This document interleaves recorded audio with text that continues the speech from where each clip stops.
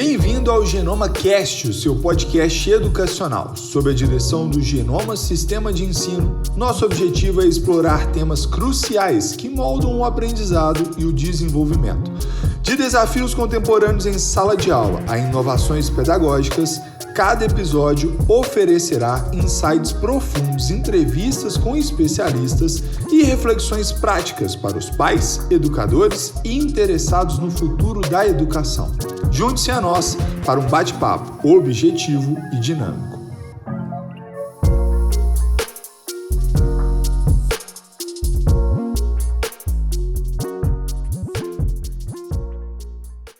Salve, salve meninos e meninas, sejam bem-vindos a mais um Genoma Cast especial Enem e hoje nós falaremos sobre uma das disciplinas que eu quase fui fazer faculdade, eu quase me formei nela, inclusive quase fiz essa universidade em razão do convidado que aqui está presente, que é o André. Seja bem-vindo, André Marques, meu professor e inspiração, cara. Prazerzão. Olha, sempre que o Davizão fala isso, eu me encho, né? Porque é uma referência para nós aqui também.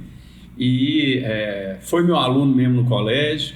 E o bicho era bom mesmo na geografia e na história. Só o pessoal de matemática e de física que às vezes não chegava no conselho de classe e falava: esse cara, eu já chegava assim, esse cara é maravilhoso. O professor de matemática falava: qual o nome dele mesmo? De quem que você está falando? Mas de qualquer forma, exato. Valeu. Inclusive, eu sempre falo pro pessoal, na época que eu fiz o vestibular, existia vestibulares, né? Não Enem. E eu falo com todo mundo, velho, que a minha incompetência na ciência da natureza era tão alta que eu zerei a prova de química que eu passei. Você tem noção que a pessoa zerar uma prova de química? Tinha 7 questões do vestibular. Até na sorte você acerta uma. Até na sorte você acerta uma, eu errei. Eu errei 7 questões de química. E ainda teve azar. Não, mas a parte boa é que na época eu fiz um cursinho de matemática, eu consegui me dar bem na matemática, meio que deu uma compensada. Mas galerinha, hoje nós falaremos de geografia e como vocês já sabem, nessa ideia aqui a gente falar focado na prova do Enem mesmo. A gente vai conversar um pouquinho sobre essa realidade. Só que antes de falar sobre o Enem, André, a gente tem que conversar com todo mundo algo que é muito interessante, que é o aprendizado. Ele é um exercício. Todo exercício ele requer dedicação, requer algum tipo de entrega e por vezes essas entregas elas não são confortáveis. E o Breno, que você conhece também, sim, nosso amigo, ele esteve aqui e ele falou assim, olha, é preciso entender que às vezes a gente se ilude acreditando que um método de estudo eficiente é aquele que a gente tem maior facilidade de aprender, e não é. E aí a gente criou então um quadro aqui que é o que a gente gosta e o que a gente não gosta da nossa área. Por quê? Porque eu não gosto de algumas coisas, você não gosta de algumas coisas, mas ainda assim a gente estuda sobre isso. Então, meio que para incentivar os estudantes a entender que até nós, que somos referências nas áreas de atuação nossa, existem coisas que a gente faz pelo labor, né, pelo trabalho. E aí, na geografia, qual que é a sua paixão e qual que é aquilo... O André é um cara apaixonado com geografia, eu acho que é difícil achar uma coisa que ele realmente não goste, né? Mas qual que é aquilo que você tem mais distânciazinha? Na verdade, é estranho falar isso, porque... É engraçado que a minha história na geografia é uma história, ela é estranha, porque na escola eu tinha muita facilidade e muitos bons resultados nas ciências exatas. Ao contrário da visão, professor de matemática me conhecia pelo bem. Fui até monitor de área de exatas e tal. Mas o que me chamava a atenção, o que eu gostava era história e geografia. Então, por incrível que pareça, depois de ter mudado de curso e cair na geografia, eu caí na geografia por gostar e não por achar, porque é uma coisa que eu tenho facilidade, jamais. Ler, me dedicar a fazer muita interpretação, construir a linguagem do espaço, que é a linguagem da geografia, é uma tarefa muito complicada. E a geografia é uma ciência que, quando ela se posiciona, ela toca em temas que são muito tensos, né? Território. Território é um tema que a geografia entra e que mistura a história, a sociologia, na verdade a geografia é isso, é essa mistura, né? E a gente entra em alguns assuntos também onde a gente precisa da química aliada do nosso lado, da física aliada do nosso lado. Então existem diferenças. Por exemplo, tem áreas que eu amo estudar. Eu amo estudar, por exemplo, uma coisa bem específica, estudos e controle de erosão do solo. É uma coisa que envolve matemática, que envolve cálculo de ângulos, inclusive. amei isso na faculdade, mas dar a aula já não é uma coisa que eu tenho tanta facilidade. Quando entra esse assunto, eu preciso de usar umas estratégias mirabolantes para tentar tornar aquilo um pouco mais palatável para quem está assistindo. O Breno falou muito bem, né? Quando ele fala da questão de que a aprendizagem é meio doída, né? A aprendizagem ela não é necessariamente suave. A gente não pode inclusive nem querer competir com isso. Eu quero fazer a minha aula ser o prazer, o suprassumo do prazer. Eu quero que meu aluno saia da minha aula, mas foi tão feliz hoje porque ela foi legal demais e eu saio daqui com a sensação leve. Não, às vezes sair com a sensação pesada é funcional. É funcional. Né? Pode não ser talvez tão gostoso, mas é funcional. Então, dentro da geografia, por exemplo, aulas conteúdos que entram muito nesse campo que tem a complexidade, tipo, vou dar um exemplo, estudo de controle de erosão, e eu só posso ir até uma parte mais básica. E eu não tô aprofundando, não é porque eu não quero que o aluno aprofunde, não. Ou que você não saiba aprofundar. Ou que eu não saiba aprofundar, ou que... Vamos ser confortável, eu quero que todo mundo saia daqui feliz. Se eu aprofundar, o pessoal vai ficar triste. Nesse caso, não é. É que realmente o Enem, por exemplo, os vestibulares, em geral, eles não cobram esse nível de aprofundamento. Às vezes eu entro no aprofundamento para tornar aquela aula mais entendível. E aí, muita gente não consegue acompanhar. Então, toda vez que tem essas temáticas, principalmente dentro da geografia física, eu me sinto um pouco mais desconfortável, né? É um pouco mais pesado, é um pouco mais cansativo. E tem aquele tema que é o seu grande aliado do dia a dia mesmo, aquele aliado bom, aquela que você fala assim, pô, vou dar aula disso, vai ser massa, né? População é um assunto assim, porque você traz para a dinâmica da realidade mesmo, todo mundo tem um exemplo para dar, né? Mas ao mesmo tempo eu tenho que saber puxar a rédea de não ficar só uma aula de exemplo e nem ficar só um conteúdo de exemplo, porque tem muita técnica também, tem muito autor que escreveu sobre a temática. Então esses são os desafios, são os desconfortos que eu acho que eu encontro na geografia e acho que qualquer pessoa de geografia encontra, né? Saber até onde ir, saber dosar também para uma aula não ficar só uma exemplificação. Imagina na história, uma pessoa que dá aula de história contando só curiosidades. Sabia que Napoleão usava, sei lá o quê? Minha professora Andréa Lise falava que era fofoca acadêmica, né? Mais ou menos isso. Fofoca acadêmica o aluno pode sair extremamente confortável da aula. Pô, eu tô sabendo história mesmo, tá massa. Mas, de fato, a gente sabe que isso não é... a construção da aprendizagem nesse momento talvez não está sendo tão sólida. Exato. Eu, inclusive, estava conversando com o Wellington disso mais cedo e eu não tenho problema em falar que eu tenho muita inspiração nisso no André, né? Que quem foi e quem é aluno do André sabe do que eu vou falar, né? Estava dando uma aula mais cedo e é uma aula que teoricamente é muito grande, mas eu fiz ela relativamente curta. E aí eu estava conversando com o Wellington sobre isso. Eu falei assim, Wellington, tem aula que se a gente fizer pela nossa vaidade de entendimento do conteúdo, ela vai ser extensa.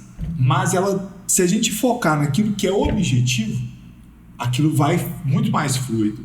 E aí eu falo aqui que aprendi muito isso com você, porque eu fui seu aluno durante muito tempo.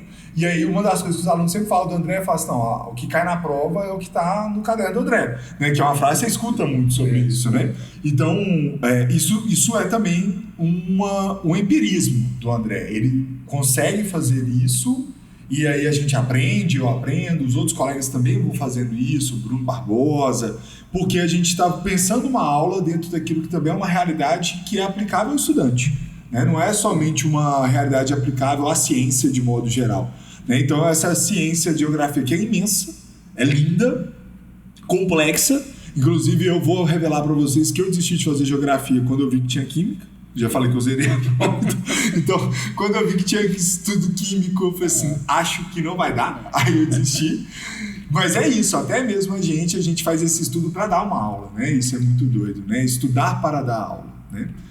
E André, vamos conversar aqui agora sobre geografia, né? A geografia, como você disse, ela é uma ciência muito completa.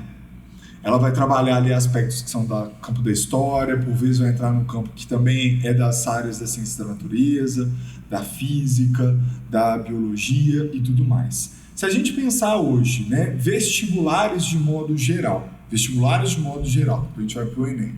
Esses vestibulares, eles tendem a organizar suas provas, mas para qual segmento assim da geografia? Sim, olha o que é interessante quando a gente fala disso. A geografia como ciência, ela tem até problemas para se firmar, muitas vezes, porque como ela bebe de fontes muito diversificadas, fica muitas vezes difícil saber o que é da geografia mesmo. Entendeu? É muito comum dentro da universidade você vê a geografia manejando com outros departamentos das universidades, o mestrado, o doutorado, isso aqui é lá na economia, o mestrado, isso aqui é lá na demografia, o mestrado, isso aqui é lá na história.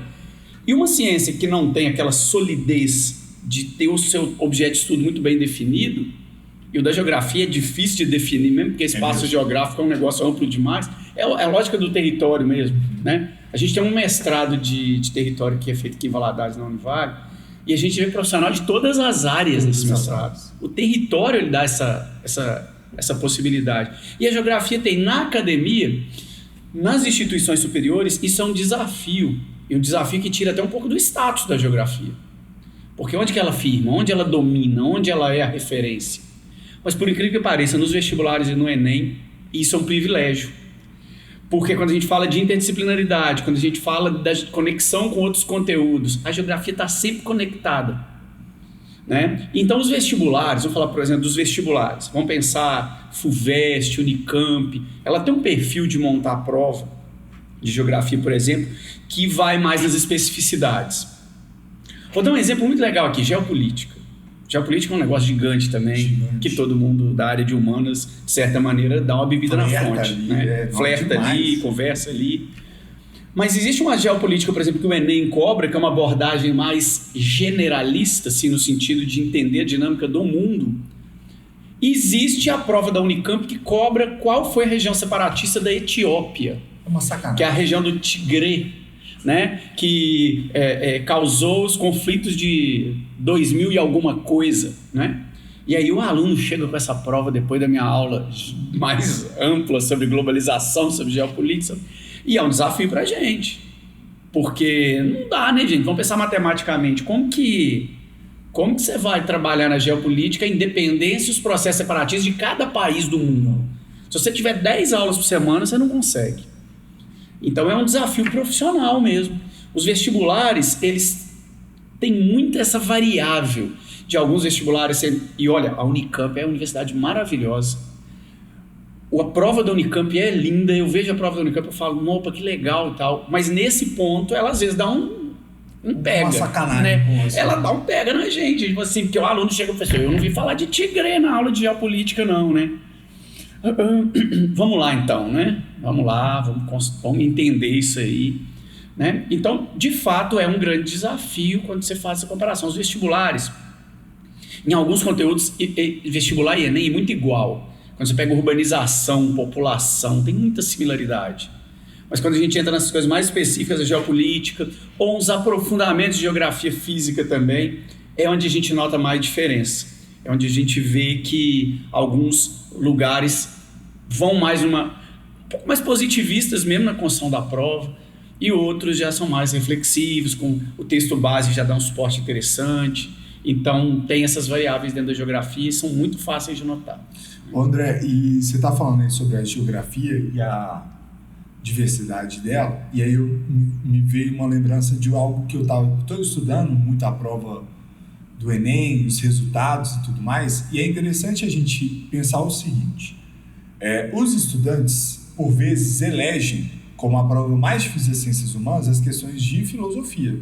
Sim. Mas os estudos que eu tenho feito ultimamente têm mostrado que existe também uma deficiência nacional muito grande em geografia, cara.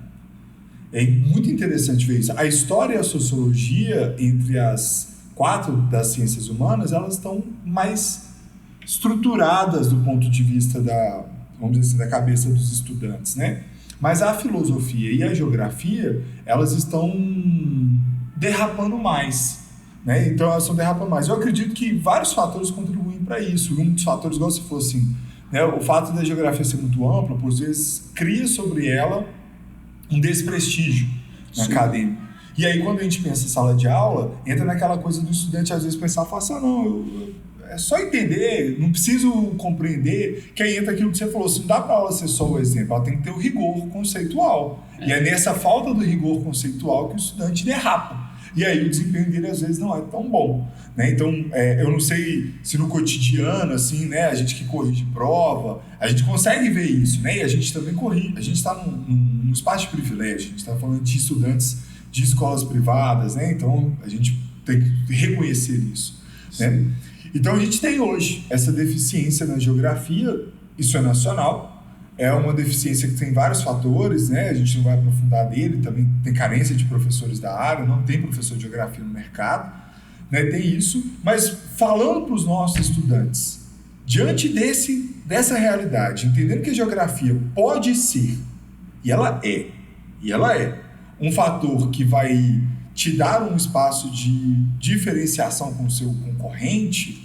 O que na geografia para o Enem esse estudante precisa ficar muito atento? Eu sei que é grande, sim, mas vamos tentar conversar um pouquinho sobre isso. A geografia ela tem essas derrapadas que a geografia tem, que a filosofia tem também, de ter algumas questões que ficam abaixo da média e tal. Tem muito a ver com o que você falou. Existe uma certa desvalorização, isso vale até para as outras áreas humanas, né? Quantas vezes você nunca ouviu alguém falando assim, pô, mas você ficou de recuperação em geografia? Geografia é matéria de estudo. É de muito estudo. Pô, ainda bem que é de estudo. Agora eu me pergunto qual matéria que não é de estudo, né? Toda matéria é de estudo. A questão é que muitos querem dizer assim, basta ler, né? Basta ler o que está anotado, basta ler a apostila, e nem sempre, obviamente, uma leitura vai consolidar a sua aprendizagem.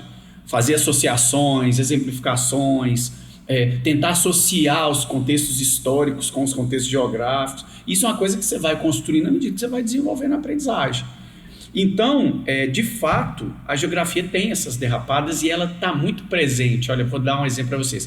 Quando é um conteúdo muito específico da geografia, por exemplo, da geografia física, tem uma questão que é um clássico, caiu no Enem uns anos atrás, sobre a posição do Sol e a sombra que ela gerava no Congresso Nacional. Dava um horário do dia e tinha que saber para qual a direção da sombra. Alunos que estudaram isso erraram essa questão. Desviaram lá pela imagem, não prestaram tanta atenção no texto. E aí eu fazendo reflexões com eles, eu entendi, isso aqui... Vocês dão uma olhadinha lá na primeira série e pulam, isso não retoma. É o tipo de coisa, isso não é geografia tão importante, né? Então uma dica... Isso é o básico. É o básico. Uma dica da geografia, a gente está em cima do Enem agora nesse momento, mas uma dica constante é você não... Acho que isso vale para quase tudo, né? Mas você pontuar alguns elementos de estudo que são a base da geografia para o Enem e fazer aquela rápida revisão de pelo menos... Eu sei isso, eu estudei isso, isso aqui faz parte do meu domínio de conhecimento, por exemplo, pelo menos uma base. Tá lá, urbanização. Urbanização sempre está no Enem, né? E urbanização está no Enem, não é nem por causa da geografia. Urbanização mudou o modo de viver na sociedade. A interação do homem. A interação do homem mudou com a urbanização. Então a urbanização está presente nas relações de construção, por exemplo, de hábitos, está presente na forma de lidar com o outro, está presente na ideia de coletividade. O que está na moda também, que é a moda como o homem se relaciona com a natureza. Sim, com a natureza. As cidades sustentáveis hoje estão sempre sendo discutidas. Então, esse tipo de tema, além de ser a cara do Enem, dá o seu desviadinho lá para a sua redação, por exemplo, né? Se você sabe construir uma análise legal nesse assunto, você tem elementos para uma redação. Então, se a gente fosse pontuar uma chavezinha aqui, já que o nosso momento é curto, urbanização, agropecuária e atividades agrárias de uma maneira geral, meio ambiente, e aí quando eu falo meio ambiente, eu estou misturando a concepção física do ambiente com a questão da nossa relação com ele, que é a questão política do ambiente, da relação humana, da relação sociedade-natureza, né? E ainda poderia dizer, né, que a geopolítica estaria nessa listinha também, essa listinha quádrupla, né? Não é regrinha isso, mas é aquela coisa que vale a pena dar aquela olhada, aquela direcionada. A geopolítica, e aí eu vou dizer, para o Enem é uma geopolítica de entender os contextos. Você não pode deixar de entender o contexto da China no mundo moderno, dos Estados Unidos, da globalização. Mas você também não vai tentar entender todos os conflitos que estão acontecendo, porque eu falei aqui que o Tigre caiu na prova da Unicamp, né? Porque até há uma perda de tempo, né? Se você for tentar se dedicar a isso em tão pouco tempo. Mas esse quarteto aí de conhecimento, que envolve essas áreas, agropecuária, atividades agrárias, urbanização, a geopolítica e as questões ambientais, e o que ligam todas elas, porque você não fala de urbanização sem falar de meio ambiente, por exemplo, né? Eu diria que é a chave mestra para você abrir um pouco a geografia. E olha, galera, geografia não é só ciências humanas no Enem, não, tá? A gente já encontrou geografia, claro, na redação, né, por várias vezes, presente. Nós já encontramos a geografia, por exemplo, na prova de ciência da natureza, de uma maneira assim muito escancarada mesmo. Por exemplo, prática de biomas, né? Biomas, exato. Energia. Isso. Mas teve uma questão falando de energia eólica, que é uma coisa que a gente trabalha na geografia, os alunos vêm na aula de geografia física, que estava associada à prova de biologia. Falando inclusive de questões de rotas de aves migratórias, uma coisa assim. Que é total geografia. Então, assim, se você pensar a geografia, e até na matemática, porque já apareceu questão de escala, coisa, mas aí é outra abordagem, a matemática tem sua linguagem, né? Mas a geografia faz, na verdade, né, todos os conteúdos bebem de outras linguagens, né? Mas a geografia faz isso com muita facilidade. E eu acho que isso é que, quando eu disse que talvez lá na academia ela é meio desprestigiada, o Enem dá uma prestigiada na geografia, porque coloca ela inserida em vários momentos. E, inclusive, aí eu detesto essa fala, mas muita gente fala, a geografia é a menos humana das humanas, né? Muita gente fala isso. Realmente tem áreas da geografia que você vai usar uma sustentação muito biológica, muito física, muito geomorfológica, mas o Enem tem a tradição de trazer isso para o campo da humanidade. Quando ele fala uma questão de fala de terremoto no Enem, ela geralmente fala dos impactos que aquilo causou, onde foi, que tipo de dano gerou para aquela população. Não fala do terremoto simplesmente pela sua estrutura sísmica, né? Então a geografia tem essas especificidades. Fantástico. E só, André, fazer uma última pergunta, que é uma resposta simples, mas só para saber se eu falei besteira ou não. Esses dias atrás eu estava dando aula sobre globalização, e aí a gente fala sobre, que é um conteúdo que a gente compartilha, né? A sociologia e a geografia, cada um na sua perspectiva. Eu falei assim sobre as interpretações de globalização, e eu falei assim, tem esse cara aqui que chama Milton Santos, esse cara é da geografia, eu não vou entrar muito na percepção dele e tudo mais. E eu lembro que teve uma época que o Milton Santos estava batendo carteirinha ali no Enem. Sim. Ele continua batendo carteirinha no Enem? Olha, as abordagens de Milton Santos, elas pipocam no Enem em anos diferentes, mas ele é uma das referências da geografia para o Enem. Não só da geografia, né? Ele é uma das referências. Por exemplo, você tem aquelas figuras da geografia que aparecem, o Josué de Castro, com seu estudo sobre geografia da fome, por exemplo, né? O Milton Santos é tão influente que uma vez eu estava dando aula no cursinho, e o menino levantou a mão, esse cara é foda mesmo, tem até um estádio em homenagem a ele lá no Rio de Janeiro. Eu falei, não, gente, lá é o Newton Santos, né, Botafogo. Mas o Milton Santos, ele é uma referência dos estudos de globalização. A obra Por uma Outra Globalização já foi várias vezes citada no Enem, que é uma obra de reflexão, de uma crítica à globalização, né? Então, o Milton Santos é aquele cara que o trabalho dele precisa ser pelo menos conhecido. Eu acho que você vai para o Enem, você tem que pelo menos conhecer um pouco do que o Milton Santos fez.